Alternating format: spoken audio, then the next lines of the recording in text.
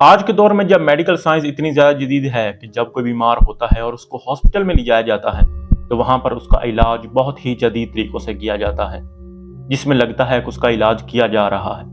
لیکن پرانے وقتوں میں ایسا نہیں ہوتا تھا۔ لوگوں کو علاج کے نام پر ٹارچر کیا جاتا تھا اور اکثر لوگ تو علاج کے دوران ہی مر جاتے تھے۔ آج کی ویڈیو میں کچھ ایسے ہی طریقوں کے بارے میں بات کروں گا جن کو سن کر آپ لوگوں کے ہوش اڑ جائیں گے، تو اس ویڈیو کو اینڈ تک ضرور دیکھیں۔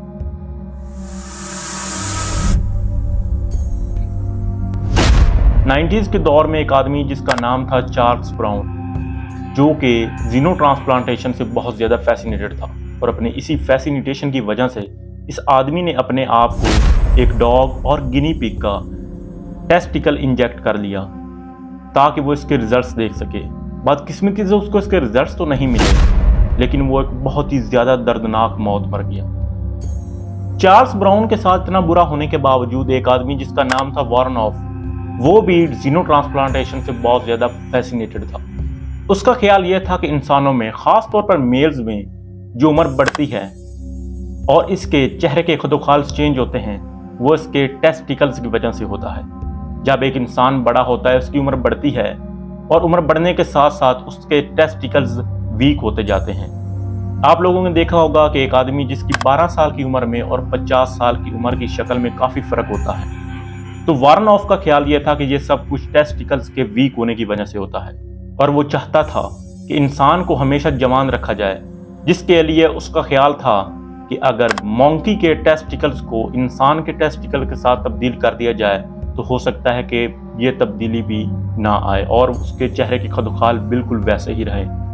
اس نے یہ طریقہ کافی زیادہ بوڑھے لوگوں پر کیا بھی تھا، اور کافی زیادہ ایتھلیٹس پر بھی۔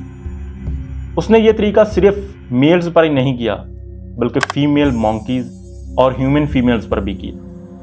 اور یہ طریقہ صرف مونکیز پر ہی اس نے کیوں اپلائی کیا؟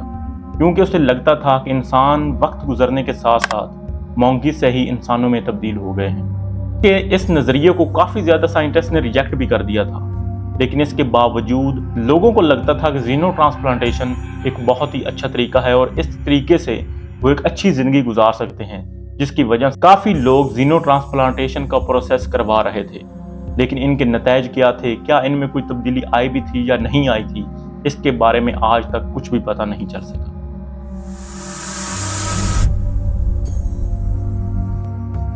پہلے کے دور میں اگر کسی انسان کے جسم کے کسی بھی حصے میں درد ہوتا تھا تو اس کے بارے میں ڈاکٹرز کے ذہن میں جو سب سے پہلا خیال آتا تھا وہ ہوتا تھا ایکسس آف بلڈ، یعنی کہ جسم کے اس حصے میں بلڈ کا زیادہ ہو جانا۔ اس کے علاوہ ڈاکٹرز کے ذہن میں کوئی خیال نہیں آتا تھا۔ اس کا مطلب یہ کہ اگر انسان کے کسی بھی حصے میں، خاص طور پر بازو میں یا کسی بھی قسم کے اور حصے میں کوئی بھی درد ہوتا تھا تو ڈاکٹرز کو لگتا تھا کہ جسم کے اس حصے میں بلڈ زیادہ ہو گیا ہے، اگر ہم بلڈ کو نکال دیں گے تو اس کا یہ درد کم ہو جائے گا۔ اس کے لیے وہ اس کے جسم کے اس حصے میں ایک کیوٹی بناتے تھے جس کی مدد سے وہ بلڈ نکال دیتے تھے۔ بعض اوقات تو پیشنٹ کا زیادہ بلڈ نکل جانے کی وجہ سے لوگوں کی اسی وقت ڈیتھ ہو جاتی تھی، لیکن یہ طریقہ پرانے وقتوں میں سب سے زیادہ کیا جانے والا طریقہ تھا، کیونکہ اس وقت میڈیکل سائنس اتنی زیادہ جدید نہیں تھی، اور جو اس وقت کے لوگوں کو ٹھیک لگتا تھا وہ وہی طریقہ استعمال کرتے تھے۔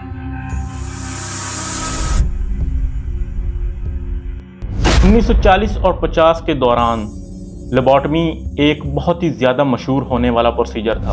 یہ پروسیجر ان لوگوں پر کیا جاتا تھا جن کی مینٹل ہیلتھ اچھی نہیں ہوتی تھی یا جن کا بیہیویئر اچھا نہیں ہوتا تھا۔ ہمارے دماغ کے مختلف حصے ہوتے ہیں۔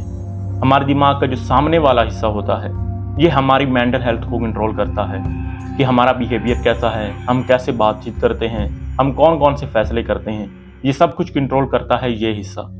اب ان دنوں میڈیکل سائنس اتنی زیادہ جدید نہیں تھی، تو اس طرح کے پیشنٹس کا علاج کرنے کے لیے لیبارٹمی کا پروسیجر ہی استعمال کیا جاتا تھا۔ اس پروسیجر کو کیا کیسے جاتا تھا؟ اس طرح کے پیشنٹس کو لایا جاتا تھا، ان کو ایک چیئر پر بٹھایا جاتا تھا، اور ان کو کسی بھی قسم کا کوئی بھی بے ہوشی کی دوا نہیں دی جاتی تھی، بلکہ ان کو ان کے ہوش و حواس میں رکھا جاتا تھا، کیونکہ ان دنوں بے ہوشی کی کوئی دوا بھی نہیں تھی۔ اس کے بعد ایک آئس پک کو لیا جاتا تھا۔ اس آئس پک کو آنکھ کے بالکل اوپر، آئی بروز کے نیچے سے دماغ کے اندر انجیکٹ کر دیا جاتا تھا۔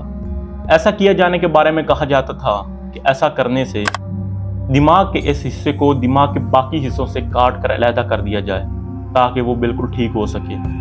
یہ طریقہ سننے میں بہت ہی زیادہ خوفناک لگ رہا ہوگا، کیونکہ ایک انسان جو کہ اپنے مکمل ہوش و حواس میں ہو اور اس کی آنکھ کے ذریعے اس کے دماغ میں ایک آئس پک کو انجیکٹ کر دیا جائے تو وہ کیسا محسوس کرے گا۔ اب اتنا خطرناک طریقہ لوگ کرواتے کیوں تھے؟ اس کی وجہ یہ ہے کہ دراصل جن بھی لوگوں نے لیبوٹمی کا پروسیجر کروایا تھا ان سب کے بیہیویئر میں کافی زیادہ تبدیلی آئی تھی، ان کے چہرے کا سٹرکچر بھی کافی زیادہ چینج ہو گیا تھا اور لوگوں کو لگ رہا تھا کہ وہ لیبوٹمی کرانے کے بعد ایک اچھی زندگی گزار سکیں گے۔ یہ طریقہ سننے میں جتنا خطرناک لگ رہا ہے اس کے برعکس اس کو کرنے میں صرف 5-10 منٹ لگتے تھے اور لوگ لیبوٹمی کروانے کے بعد اکثر پیدل چل کر بھی گھر چلے جاتے تھے اور ان کو کسی بھی قسم کی کوئی تکلیف وغیرہ نہیں ہوتی تھی۔ پرانے وقتوں میں اگر کوئی شخص مینٹلی طور پر ایل ہوتا تھا تو اس کی علاج کے لیے بھی ڈاکٹرز کے ذہن میں صرف ایک ہی طریقہ تھا اور وہ تھا واٹر باڈی۔ اس کے علاوہ ڈاکٹرز کے ذہن میں اور کوئی بھی خیال نہیں آتا تھا کہ ایک انسان جو کہ مینٹلی طور پر ایل ہو اس کا کسی اور طریقے سے علاج کیا جائے۔ اس طرح کے پیشنٹس کے علاج کے لیے ان کو لایا جاتا تھا، ان کو ایک چیئر پر بٹھایا جاتا اور ان کے سامنے ایک بڑا پانی سے بھرا ہوا ٹب رکھ دیا جاتا۔ اس کے بعد ڈاکٹرز اس کے ساتھ باتیں کرتے، اس کو باتوں میں لگاتے اور اچانک اس کا سر پکڑ کر پانی میں ڈبو دیتے۔ ان کا مقصد ان کو ٹارچر کرنا نہیں ہوتا تھا اور نہ ہی اس کو مارنا ہوتا تھا۔ اس کو ڈبونے کے بعد اس کے بے ہوش ہونے کا انتظار کیا جاتا اور جب وہ بے ہوش ہونے کے نزدیک ہوتا تو اس کو واپس باہر نکال لیا جاتا، اس کے دوبارہ ہوش میں آنے کا انتظار کیا جاتا اور دوبارہ پھر پانی میں ڈبو دیا جاتا۔ ایسا اس کے ساتھ کافی دفعہ کیا جاتا تھا اور اکثر پیشنٹس تو اس طرح کے علاج کے دوران مر جاتے تھے اور کافی زیادہ پیشنٹس مر بھی گئے تھے۔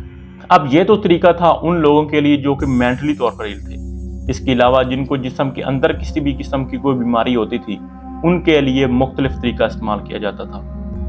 اس کے لیے پیشنٹ کے جسم کے اندر پانی کو بھرا جاتا اور پھر اس کو باہر نکالا جاتا، کیونکہ ڈاکٹرز کا بھی یہی خیال تھا کہ اگر جسم کے کسی اندرونی حصے میں کوئی درد وغیرہ ہو تو اس کے علاج کے لیے اس جسم میں پانی کو بھر دیا جائے اور پھر اس کو باہر نکالا جائے تو پانی کے نکالنے کے ساتھ درد بھی ختم ہو جائے گا۔ ایسا کافی سارے پیشنٹ کے ساتھ کیا بھی گیا تھا۔ جب ان کے جسم میں پانی کو بھرا گیا اس کے بعد جب پانی کو باہر نکالا گیا تو درد کے ساتھ بہت سارے پیشنٹس مر بھی گئے تھے۔ یہ طریقے سننے میں بہت ہی خطرناک لگ رہے ہوں گے اور لگ رہا ہوگا کہ یہ کہانیاں، لیکن ایسے طریقے اپنائے جاتے تھے کیونکہ ان دنوں میڈیکل سائنس اتنی زیادہ جدید نہیں تھی جیسا آج کے دور میں ہے۔ تو یہ تھی آج کی ویڈیو۔ امید کرتا ہوں کہ ویڈیو پسند آئی ہوگی، تو ویڈیو کو لائک کر دیں اور چینل کو بھی سبسکرائب کر دیں۔ تو ملتے ہیں نیکسٹ ویڈیو میں، تب تک کے لیے اللہ حافظ۔